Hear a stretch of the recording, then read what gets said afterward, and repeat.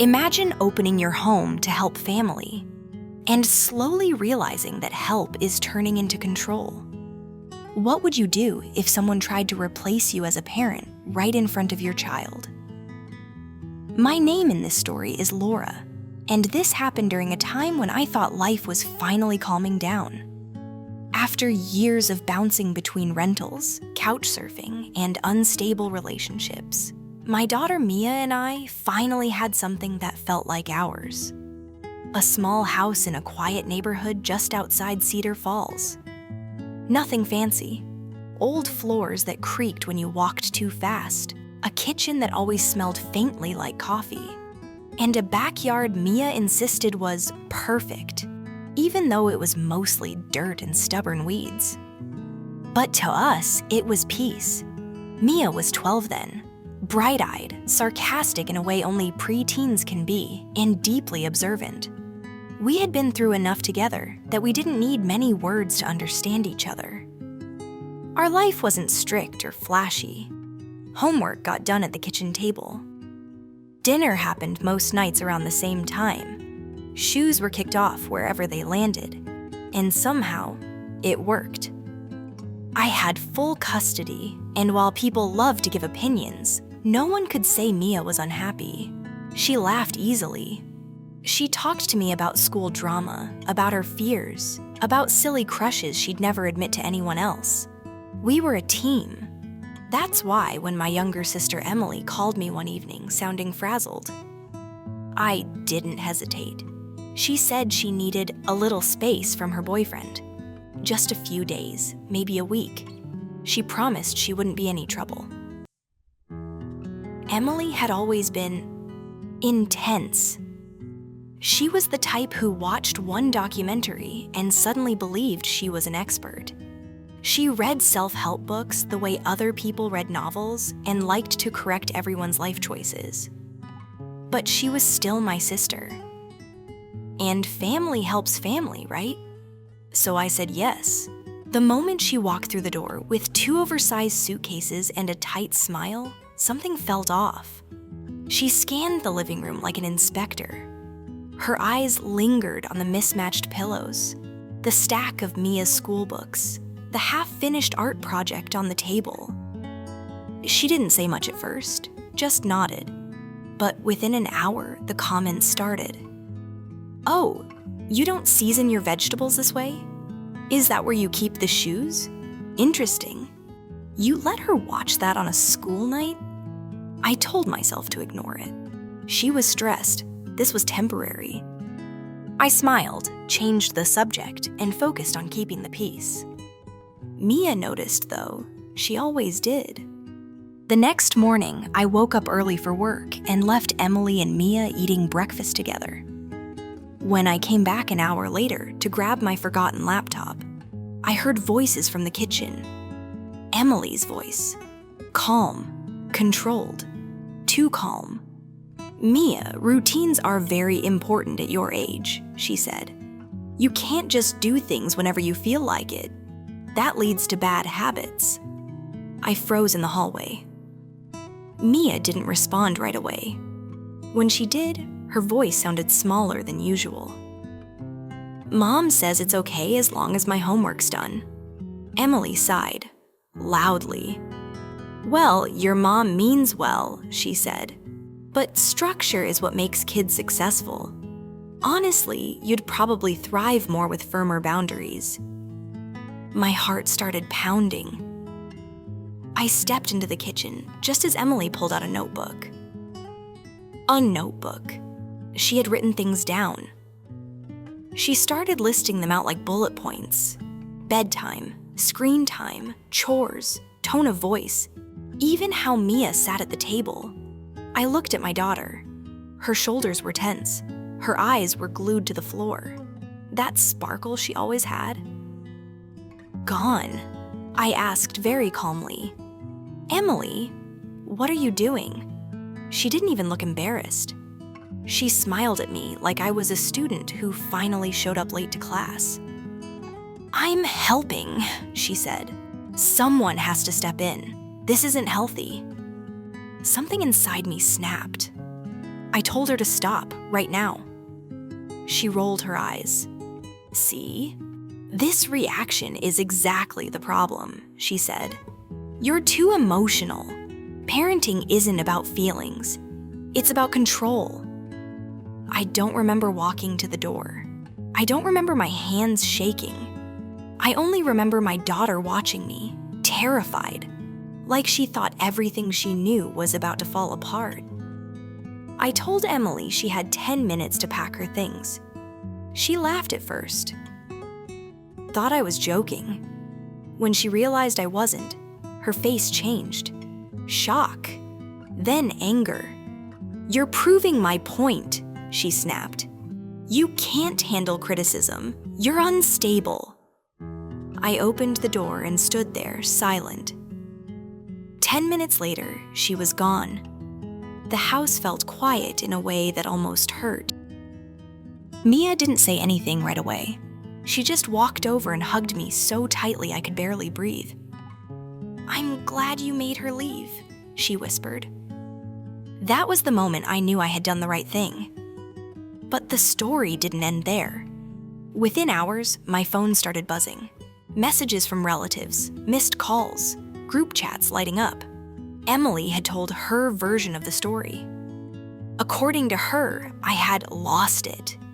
I had kicked her out for trying to help. I was too sensitive to be a parent. Some family members believed her. They always had. Emily was organized, well-spoken, confident. On the surface, she looked like the responsible one. That night, I lay awake staring at the ceiling, wondering how protecting my child turned me into the villain. And that's when things started getting even more complicated.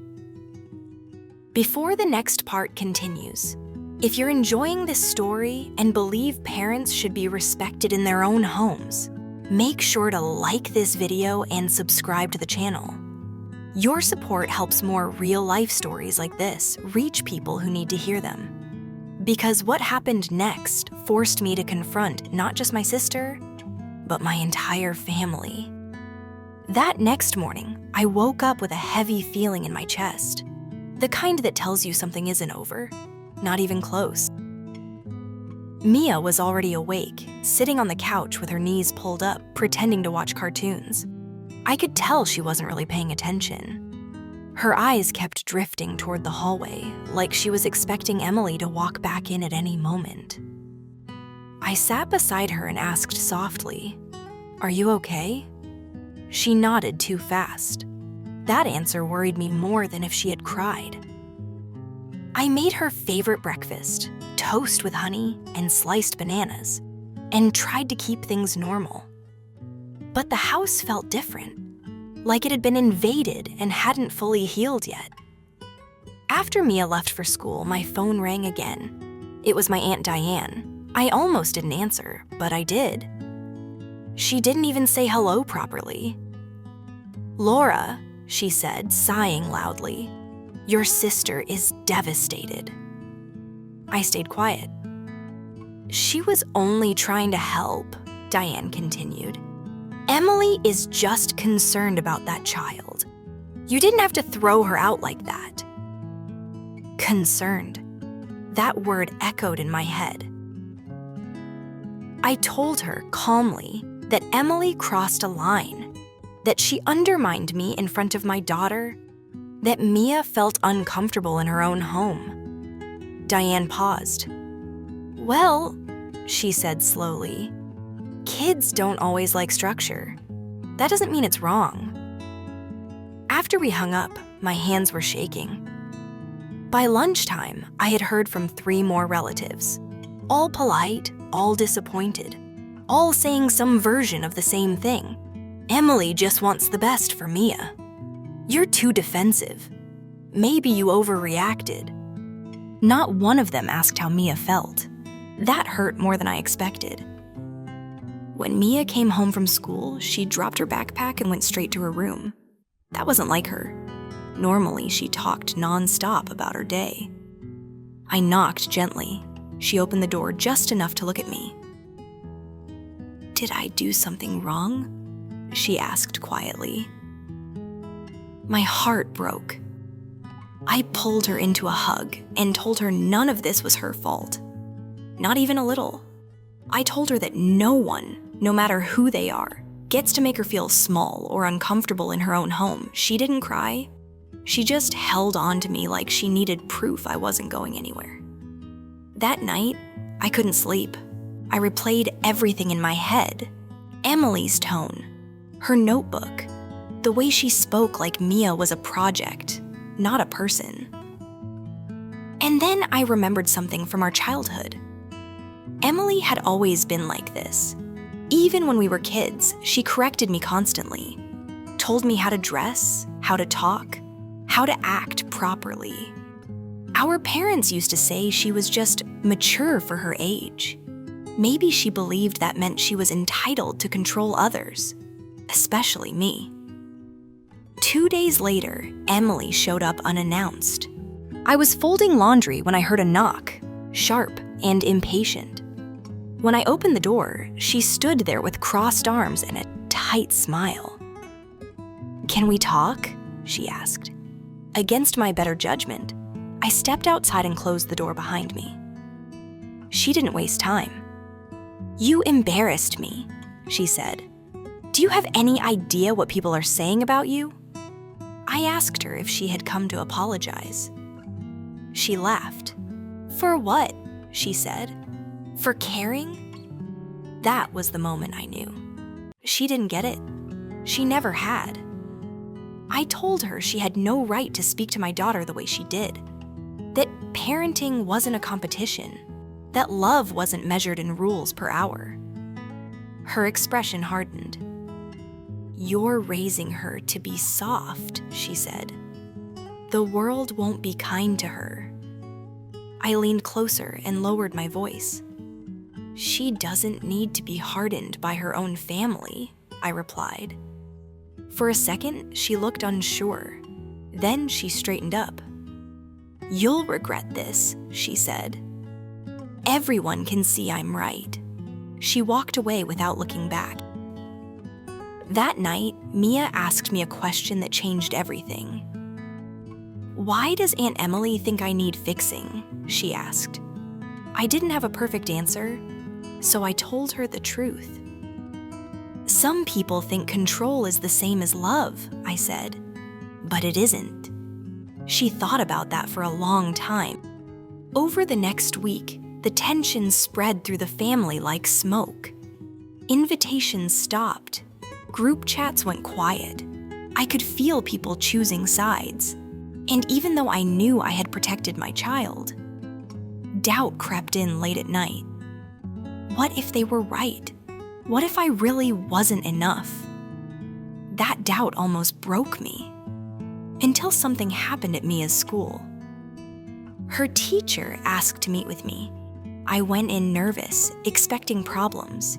Instead, the teacher smiled. "She's doing great," she said. "Confident, kind.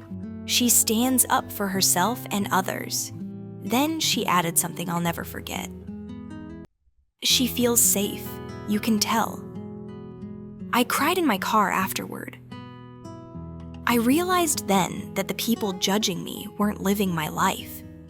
They weren't seeing my daughter grow. They weren't there in the quiet moments. And maybe they never would be. But the real storm was still coming. Because Emily wasn't done trying to prove she was right. And what she did next forced me to make the hardest decision of all. I thought things would slowly calm down after that. I was wrong. One afternoon, I got a call from Mia's school office while I was at work. My stomach dropped before I even answered. They told me there had been a situation. Nothing dangerous, they said, but emotional. When I arrived, Mia was sitting in a small office chair, hands folded, face pale, and sitting across from her, Emily. I felt the air leave my lungs. The school counselor explained that Emily had shown up claiming she was concerned and wanted to discuss Mia's home environment. She spoke calmly, confidently, like someone who had rehearsed every word. She told them Mia lacked discipline, that her home life was unstable, that she was stepping in because she cared. Mia hadn't said much, but when the counselor asked how she felt, my daughter finally spoke. She said, "I feel like no one listens to me except my mom." That was it. I didn't yell, I didn't argue. I looked straight at Emily and told her in front of everyone that she was no longer allowed near my child. Not at school, not at home, not anywhere. Her face went white. "You can't do that," she whispered. "I already have," I said. We left together, hand in hand. That night, I blocked her number. Then I blocked anyone who tried to argue on her behalf. It was quiet after that. Painfully quiet. Some family members stopped calling altogether. Holidays felt emptier. There were moments I grieved not just my sister, but the idea of family I wished I had. But something else happened too. Mia changed. She smiled more, slept better, started decorating her room without asking permission for every tiny thing. One night, while we were lying on the couch watching a movie, she said something I'll never forget. "Thanks for choosing me," she said softly. I hugged her and whispered back, "I will always choose you." And I meant it. Months later, I heard through the grapevine that Emily was telling people she had been cut off for telling the truth. Maybe she believed that, but I knew the real truth. Truth doesn't humiliate children. Truth doesn't make them afraid in their own home. Truth doesn't come with control disguised as care. I didn't lose a sister that day. I protected a daughter. And if I had to do it all over again, I wouldn't change a thing. If this story moved you or reminded you that protecting your child sometimes means standing alone, don't forget to like this video. Your support helps stories like this reach more people who need reassurance that they're not wrong for choosing love and safety first. The lesson is simple, but powerful. Being a good parent isn't about pleasing everyone. It's about being brave enough to put your child first, no matter who disagrees.